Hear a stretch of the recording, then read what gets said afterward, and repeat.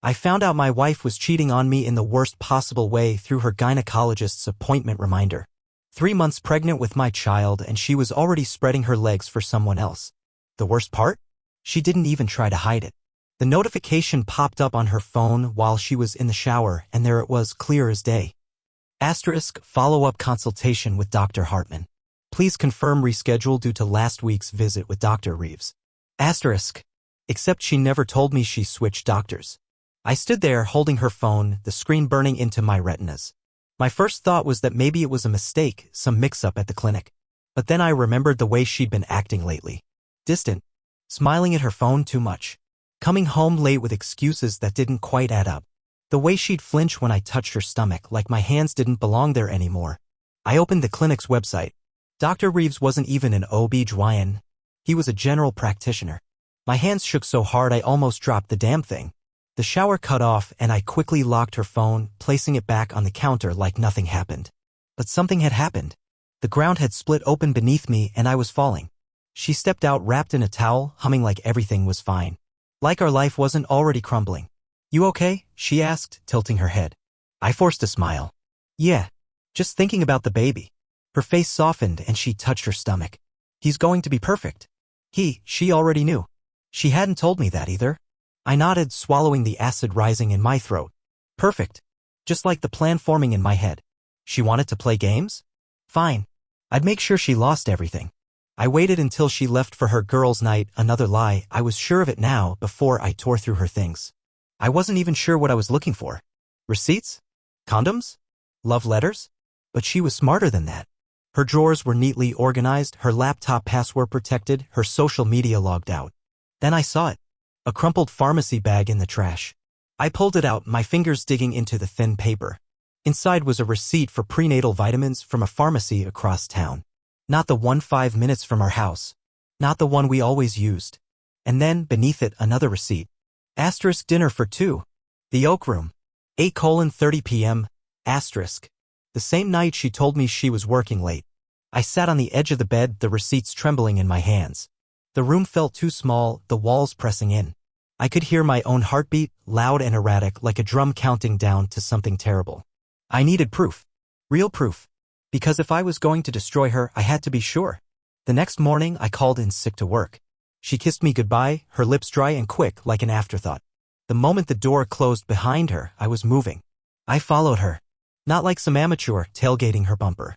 No, I kept my distance, 3 cars back, my hood pulled up just in case. She didn't go to work. Instead, she drove to a cafe downtown, one of those overpriced places with organic coffee and gluten-free pastries. And there he was. Tall, dark hair. Expensive watch. Dr. Reeves. I knew it was him the second I saw his face. I'd memorized it from the clinic's website. They sat at a corner table, her laughing at something he said, her hand resting on his arm like it belonged there. Like she belonged there. I took out my phone and snapped a picture. Then another. And another. Evidence. Because when the time came, I wouldn't just take the baby from her. I'd make sure she never forgot what she'd done. I watched them through the cafe window like a ghost haunting my own life. The way she leaned in, the way her fingers lingered on his wrist, small, intimate betrayals that cut deeper than any confession. She never touched me like that anymore. Not for months. I should have stormed in right then.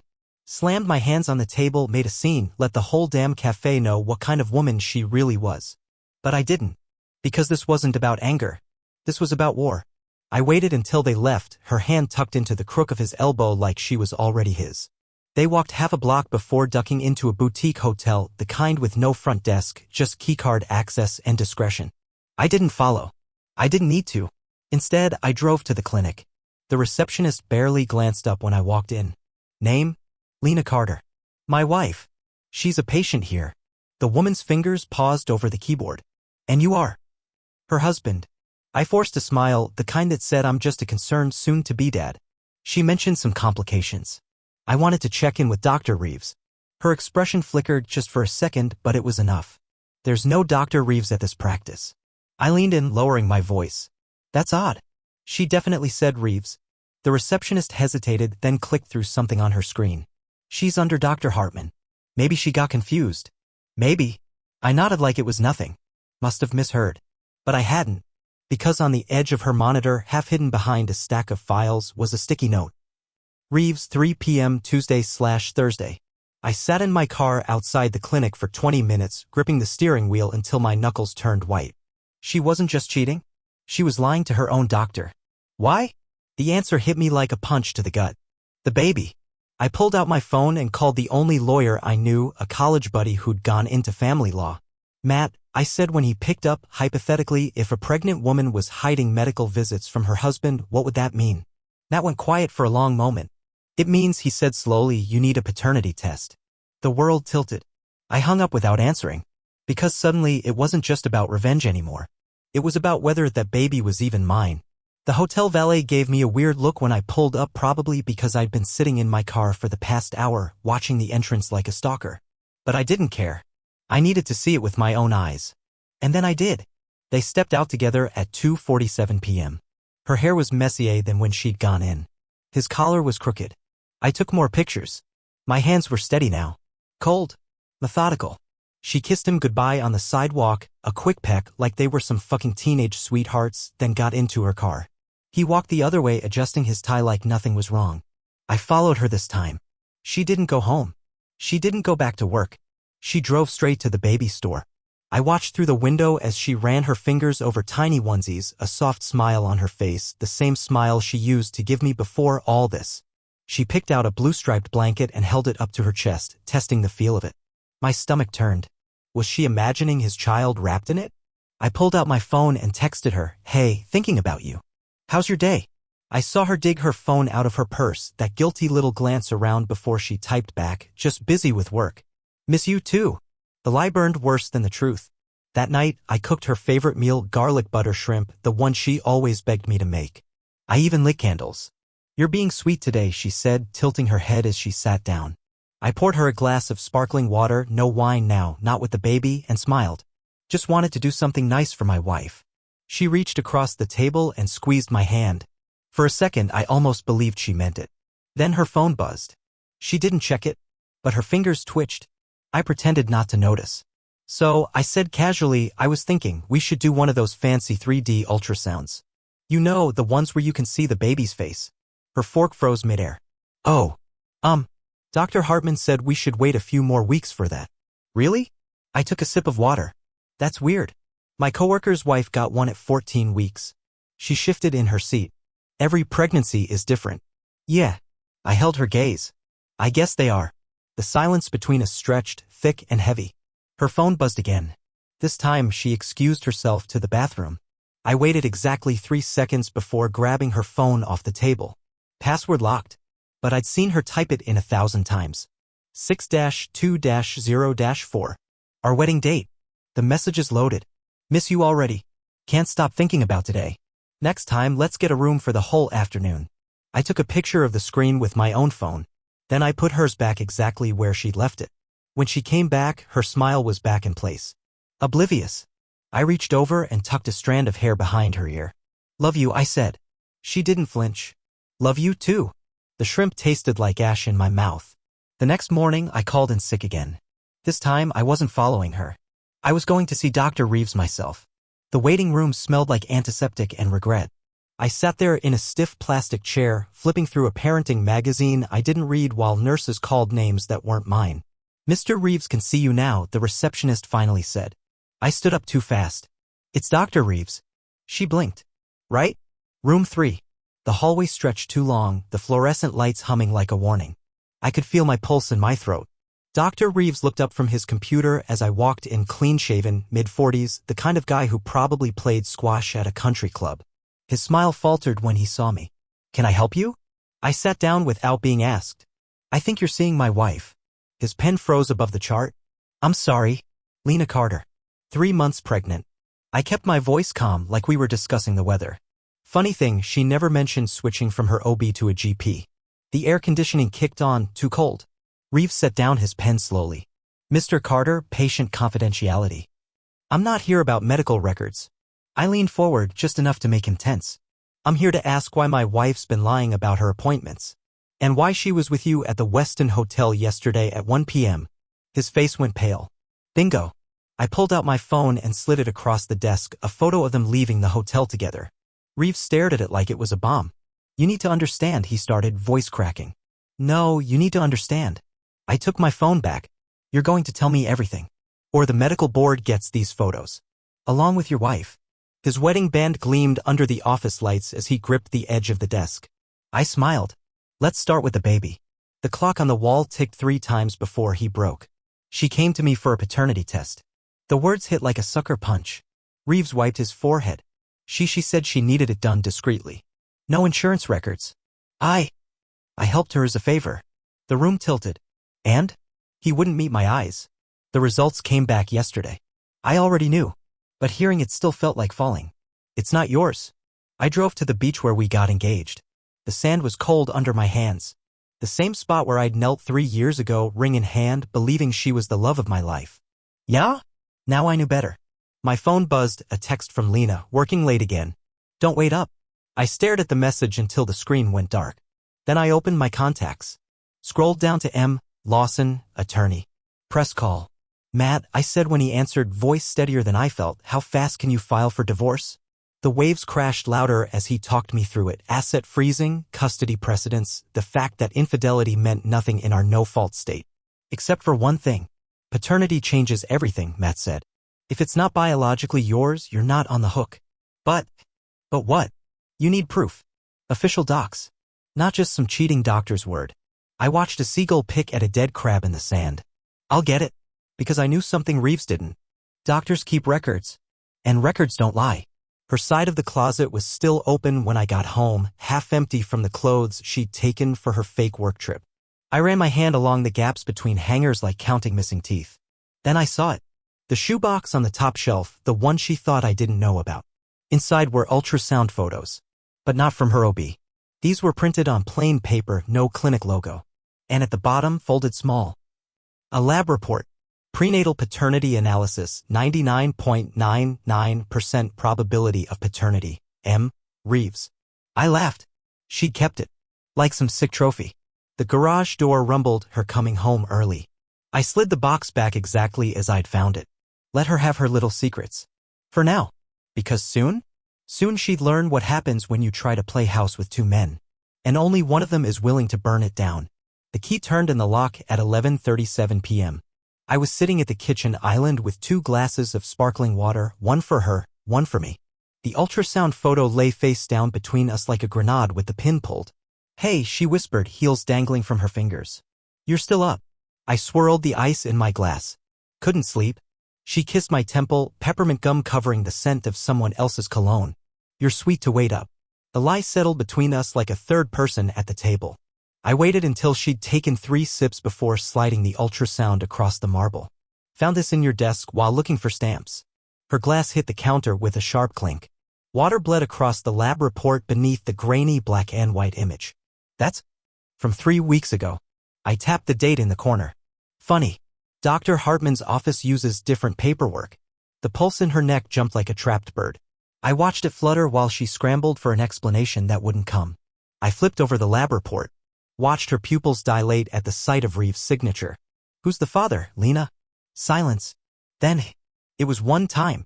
Her hands flew to her stomach. A mistake after your promotion party when you passed out. I laughed. Actually laughed. Try again. This says conception was week of May 12th. I stood, crowding into her space. I was in Denver that whole week for the Thompson account. The realization hit her in stages, first the sharp inhale. Then the way her fingers dug into her own arms. Finally, the tears, big, Hollywood ones she'd practiced in the mirror. You don't understand, I understand everything. I pulled out my phone, played the voicemail I'd retrieved from the clinic's records. Reeves' voice filled the kitchen. Lena, results confirmed. We need to discuss termination before She lunged for the phone. I held it above her reach, watching her stumble in those ridiculous heels. You kept it. My voice sounded foreign, calm in a way that made her flinch. Even knowing it wasn't mine. Even after he told you to get rid of it. Her mouth opened. Closed. Opened again. Then, I was going to tell you. The clock ticked 3 times before I responded. Pack a bag. What? You have 30 minutes. I tossed her phone onto the couch. Or I press send on every email I've drafted to the state medical board, his wife, and your parents. She froze mid-reach for her phone. You wouldn't. I pulled up the contacts list on my screen, her mother's number glaring at the top. Thumb hovering over call. 29 minutes now. The first suitcase hit the floor at 12:06 a.m. By 12:32, her car was packed with shaking hands and half-folded clothes. She stood in the doorway holding her keys like a weapon. "You'll regret this." I smiled, held up the manila envelope from my lawyer.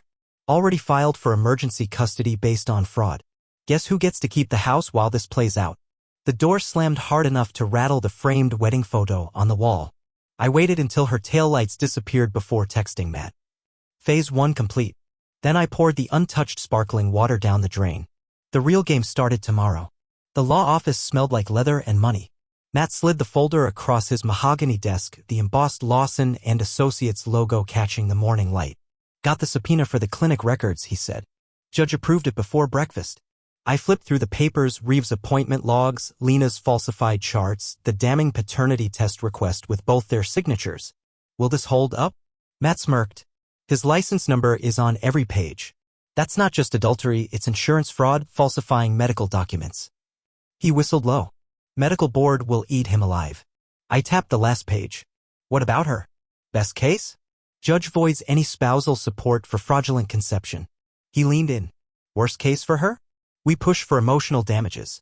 "That's a six-figure play." The AC vent above us hissed. I thought about Lena's face when she'd realize I wasn't just leaving, I was taking everything. The house. The savings.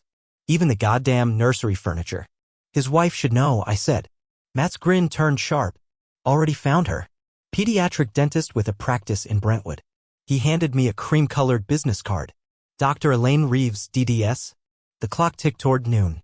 Somewhere across town, Lena was probably crying to Reeves in some cheap motel, plotting their next move. They had no idea what was coming.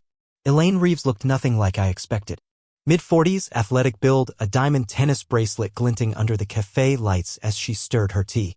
"You have 5 minutes," she said without looking up. I slid the envelope across the table. "Your husband's been treating my pregnant wife. Among other things." Her spoon stilled. The first photo made her breath hitch, Lena and Reeves entering the hotel. The second, the falsified medical records, made her fingers tremble. But it was the paternity results that broke her. She stared at the 99.99% match for a full 30 seconds before carefully realigning the papers. When she finally looked up, her eyes were dry. "What do you want?" "Same thing you do," I said. "To watch them burn." The check arrived with her espresso. She paid in cash, left a 30% tip, and tucked the envelope into her Birkin bag like we'd discussed the weather. "One piece of advice?" She stood, smoothing her blazer. "Don't file your motions until Friday afternoon." "Why?" "Because," she adjusted her bracelet, "the medical board meets Monday mornings. He won't have time to retain counsel."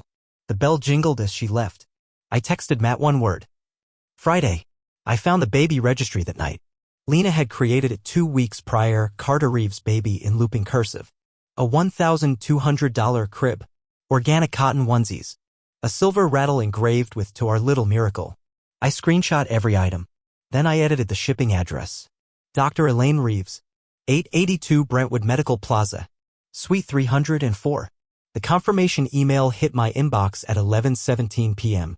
Somewhere across town, Lena was probably dreaming about her perfect new life. She'd wake up to a nightmare. The bourbon burned my throat as I swirled the last sip in the glass. Elaine had left 20 minutes ago, her Chanel perfume still lingering in the air between empty gin glasses and the damning envelope of texts.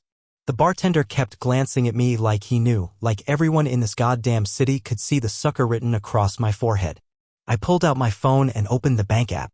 The joint account still showed $28,750. Not for long. With 3 taps, I initiated the transfer to the new account only I controlled. The confirmation screen flashed, "Transaction pending approval from secondary account holder." Lena would get the notification any second. Right on cue, my screen lit up with her caller ID. I silenced it and watched the second notification appear, "Transfer approved." She must have clicked it blindly, thinking it was some routine alert. The balance updated, $250 remaining. I left a $50 tip on the bar. The house was dark when I got home, but I could hear her crying through the bedroom door. I walked right past it to the home office and booted up my laptop. The security system showed 3 missed deliveries while I was gone, all marked "Return to Sender" in angry Sharpie. Good. I pulled up the real estate portal. Our listing went live 2 hours ago, stunning 4BR colonial, divorce sale. Already 7 viewings booked for tomorrow. A floorboard creaked behind me. "You listed the house?" Lena stood in the doorway, her pregnancy hoodie swallowing her frame. Her eyes were red-rimmed, her phone clutched in one hand with the bank notifications still glowing on the screen. I minimized the browser. "You should be packing." She launched forward, slamming her palms on the desk. "You can't do this. That's my home too." I leaned back in the chair. "Not according to the prenup you signed." Her breath hitched. We both knew what that document said: infidelity nullified any claim to marital property. She switched tactics, her voice dropping to a whisper. "What about the baby?" I opened the folder on my desktop labeled medical records and turned the screen toward her. The ultrasound image filled the display along with the paternity results. Her face went slack. I clicked to the next file.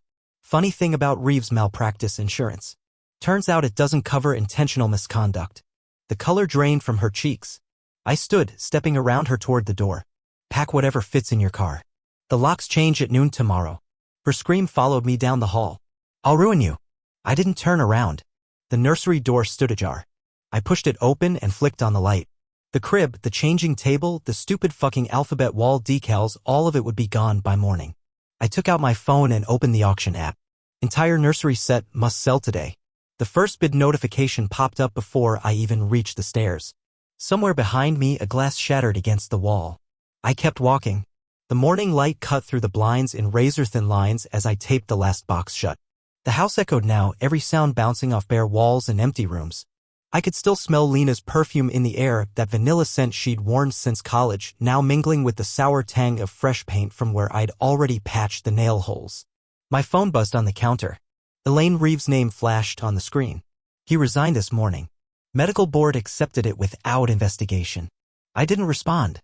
The game had stopped being satisfying days ago. The movers had left dents in the hardwood from hauling out the furniture.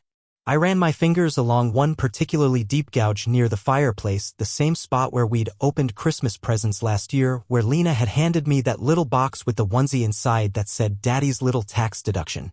The doorbell rang. Lena stood on the porch with shadows under her eyes so dark they looked like bruises. She held a single key in her outstretched hand. "I came to return this," she said. Her voice sounded scraped raw. "I took the key." "You didn't have to."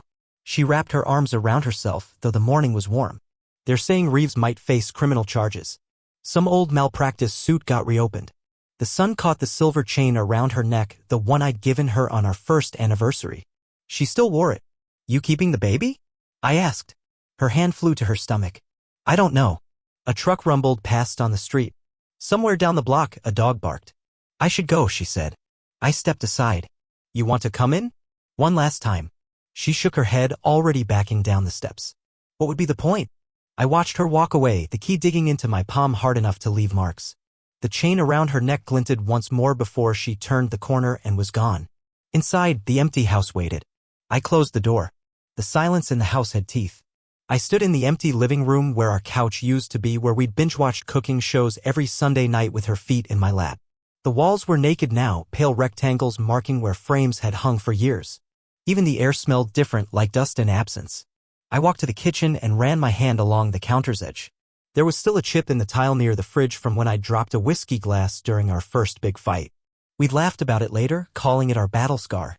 My phone buzzed in my pocket. A text from the realtor, offer came in at asking price. "Cash. Want me to accept?" I stared at the message until the screen went dark. The nursery door creaked when I pushed it open. They'd missed a spot when cleaning, a single blue alphabet block lay wedged in the corner under the baseboard. I picked it up and turned it over in my hands. The letter D. For David. That's what she'd wanted to name him.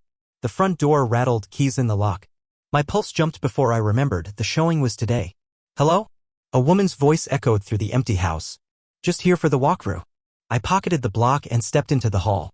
A young couple stood in the foyer, the woman heavily pregnant, her hand resting on her belly in the exact same way Lena used to. The husband nodded at me. "Great place you got here." "Yeah," I said. It was. I brushed past them, the wooden block heavy in my pocket. Outside, the sun was blinding. I stood on the porch for a long moment, listening to their muffled voices discussing closet space and school districts. Then I walked to my car, started the engine, and drove away without looking back. The block sat on the passenger seat, the letter D facing up. At the first red light, I rolled down the window and let it drop onto the pavement. It bounced twice before disappearing under the tire of a passing truck. The light turned green. I pressed the gas. Somewhere behind me, the new owners were probably measuring windows for curtains. The highway stretched out before me, asphalt shimmering in the afternoon heat. I drove with the windows down, letting the wind whip through the car, carrying away the last traces of her perfume that still clung to my clothes. The GPS was off, no destination entered, just the open road and the hum of tires on pavement. At a gas station outside of town, I stopped to fill up. The clerk inside had the local news playing on a small TV behind the counter. I caught a glimpse of Reeves' face, pale and drawn, as the ticker at the bottom read, "Prominent physician resigns amid scandal." I grabbed a black coffee and a stale donut, not because I wanted them, but because it felt like something a person who still had a life would do. Back in the car, my phone buzzed. It was Matt. I let it go to voicemail. The next exit promised food and lodging. I took it without thinking, pulling into the parking lot of a roadside motel with flickering neon letters. The room smelled like bleach and cigarette smoke, the bedspread stiff under my fingers. I lay there watching the ceiling fan wobble on its axis, listening to the ice machine rattle outside my window. When my phone buzzed again, it was an unknown number. I answered without thinking. "Mr. Carter?" A woman's voice, crisp and professional. "This is Dr. Hartman's office. We have your wife's test results." "I'm not her husband anymore," I said, and hung up. The fan continued its uneven rotation, casting strange shadows across the walls. I thought about calling Matt back, about checking the realtor's messages, about all the things a functioning person would do. Instead, I reached for the remote and turned on the TV, filling the room with the artificial glow of infomercials and late-night talk shows. Somewhere in the world, Lena was probably sitting in a similar room making similar choices. Reeves might be with her, or maybe he'd already cut his losses. It didn't matter anymore. The coffee had gone cold. I drank it anyway, the bitterness lingering on my tongue as the fan's rhythmic squeak lulled me into an uneasy sleep. Tomorrow, I'd decide where to go next. Tomorrow, I'd start figuring out what came after. But tonight, there was just this room, this bed, and the quiet hum of the highway beyond the thin motel walls, carrying people away to somewhere better, or maybe just somewhere else. The motel alarm clock blared at 6 a.m. sharp, some default setting I hadn't bothered to change. I slapped it silent and lay there staring at water stains on the ceiling that looked like a distorted face. The coffee from last night had left a sour taste in my mouth, and my back ached from the cheap mattress. I rolled over and checked my phone, 3 missed calls from Matt, 2 from the realtor, and a single text from an unknown number. "You left your toolbox in the garage. Lena." I deleted it. The shower spat out rusty water before running clear. I stood under the spray until my skin turned red, trying to wash off the feeling of that house, of her, of everything. When I stepped out, the mirror was fogged over. I wiped it clean with my palm and stared at the stranger looking back at me, dark circles under his eyes, a jawline sharpened by lost weight. "Who the hell are you now?" I dressed in the same clothes from yesterday and grabbed my keys. The diner next door smelled like grease and maple syrup. I took a seat at the counter and ordered eggs, toast, coffee, a normal breakfast for a normal person having a normal day. The waitress slid a newspaper across the counter as she poured my coffee. Reeves' resignation was buried on page 5, just below a piece about rising gas prices. No mention of Lena. No mention of me. The world had already moved on. Halfway through my eggs, my phone buzzed. That again. I answered this time. "You alive?" he asked. "Debatable." He exhaled sharply. "Listen, the judge signed off on everything. It's done. The house, the accounts, I don't care." A pause. "You need to come back. Sign the papers." The eggs turned to ash in my mouth. "Tomorrow." I hung up before he could argue. The waitress refilled my coffee without asking. "You okay, hon?" I dropped a 20 on the counter. "Getting there." Back in the car, I sat for a long time with the engine off, staring at the GPS screen. I could turn north toward the city, the courthouse, the rest of my life. Or I could keep driving west until the roads ran out. The key turned in the ignition. The GPS stayed dark. For the first time in months, I had no plan. No next move. No revenge left to savor. Just the open road ahead and the ghost of a life fading in the rearview. I shifted into drive and pulled onto the highway, the rising sun glinting off the windshield like a promise or maybe just a taunt. Either way, I was done looking back. The highway stretched endlessly before me, mile markers ticking by like a slow-motion countdown. I'd been driving for hours with no particular destination when a roadside sign caught my eye, Lake Marion, next exit. I hadn't been there since I was a kid. My father used to take me fishing on those muddy banks before he walked out for good. The memories should have been bitter, but right now, the thought of standing knee-deep in still water sounded like the only sane thing left in the world. The tires crunched on gravel as I pulled into a rundown bait shop. The screen door screeched when I pushed it open, releasing the smell of minnows and stale beer. An old man with sun-leathered skin looked up from behind the counter. "Help ya? Just need some gear." He eyed my dress shoes and city jacket but didn't comment, just gestured toward the back. I grabbed a cheap rod, a tackle box, and a 6-pack of beer that had probably expired last year. "License?" I handed over my ID. He squinted at it, then at me. "Carter, huh?" Knew a Carter used to come here back in the 90s. "Mean bastard, good with a spinnerbait." I stiffened. "That was my father." The old man huffed, sliding my license back. "Well, the fish don't care about family trees." $42.50. The lake was quieter than I remembered. No kids splashing, no boats buzzing, just the occasional plop of a turtle sliding off a log. I waded in up to my calves, the cool mud squelching between my toes, and cast my line toward the deeper water. The first beer went down warm. The second tasted like regret. By the third, I stopped checking my phone every 5 minutes. Something tugged on the line. I reeled in slow, feeling the familiar resistance, the thrill of the fight. The base broke the surface, its silver scales flashing in the afternoon sun, a good size, maybe 3 pounds. For a split second, I heard my father's voice in my head, "Break its neck quick. Don't let it suffer." I knelt in the shallows, cradling the fish. Its gills flared, eyes wide with primal fear. My thumb traced the smooth curve of its belly. Then I let it go. The base disappeared into the murk with one powerful flick of its tail. I sat back on my heels, watching the ripples fade. The phone in my pocket buzzed, mad again, no doubt. The realtor. The lawyers. The wreckage of the life I'd left behind. I stood, brushed the mud from my knees, and walked back to the car, leaving the fishing gear and remaining beers on the bank. Somewhere out there, Lena was picking up the pieces. Reeves was fighting for his career. The world kept turning. But right now, for the first time in months, I could breathe. The car started on the first try. I pulled back onto the highway as the sun dipped low, the white lines stretching ahead into whatever came next. And for once, that was enough. The sun had dipped below the tree line by the time I pulled into another nameless town. A flickering neon sign advertised Sunset Motel, vacancy, in buzzing pink letters. The office smelled like mildew and pine sol. "Just one night?" the clerk asked, barely looking up from her crossword. I hesitated. "We'll see." Room 12 had a queen bed with a sagging middle and a TV bolted to the dresser. I tossed my keys on the nightstand and stared at the phone in my hand, dozens of unread messages, missed calls, the digital leash tethering me to the wreckage. With one deliberate motion, I powered it off. The bar across the street was half empty. I took a stool at the end, ordered bourbon neat, and let the burn drown out the noise in my head. "You look like a man with a story," the bartender remarked as he refilled my glass. I swirled the amber liquid. "Just a guy passing through." He chuckled. "Aren't we all?" A baseball game played silently on the TV above the liquor shelf. The sound of pool balls cracking together punctuated the murmur of conversation. Normal people having normal nights. I left cash on the bar and stepped into the cool night air. The motel sign flickered erratically now, casting strange shadows across the parking lot. Back in the room, I lay atop the scratchy comforter, staring at the water-stained ceiling. No strategy sessions. No revenge plots. Just the hum of the ancient AC unit and the occasional car passing by outside. For the first time in months, I slept through the night. Morning came soft and slow.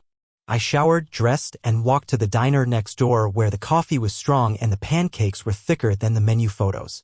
"Where you headed?" the waitress asked as she topped off my cup. I glanced out the window at my car, still packed with the remnants of my old life. "Not sure yet." She smiled. "Well, the pie's good here if you need a reason to stay a while." I left her a generous tip and walked back to the motel office. "Actually," I said to the clerk, "I'll take another night." The room key felt lighter in my pocket this time. Back on the sidewalk, I breathed deep gasoline and bacon and the faintest hint of cut grass. Somewhere, Lena was probably still screaming. Reeves was likely drowning in lawsuits. But here, now, the sun was warm on my face and the road stretched endless in both directions. I turned left instead of right, toward the park at the end of the street. Toward nothing in particular. And for the first time in a long time, that was enough. The park was empty except for an old man feeding pigeons and a young mother pushing a stroller.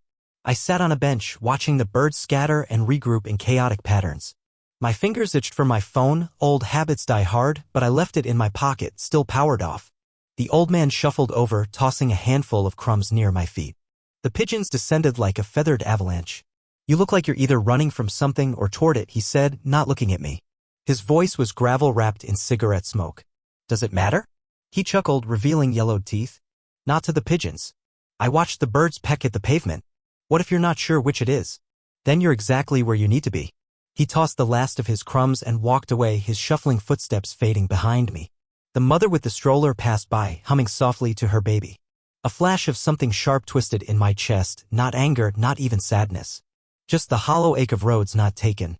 I stood abruptly, startling the pigeons into flight.